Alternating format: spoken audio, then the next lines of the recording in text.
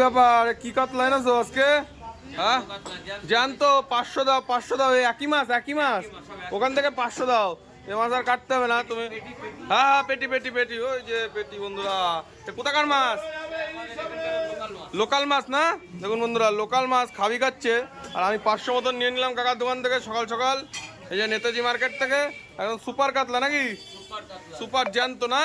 দাও দাও, কাটো কাটো দেখি। ওরে বাবা, এত পেটির সাইজ বিশাল সাইজ। হ্যাঁ তুমি কাটো কাটো, শিগগিরই কাটো। দেখো বন্ধুরা, এখানে এক পিস দিয়ে দিয়েছে কাকা, আরো কাটিং করছে। আর এখানে শোল তো সেই বিশাল শোল নাকি?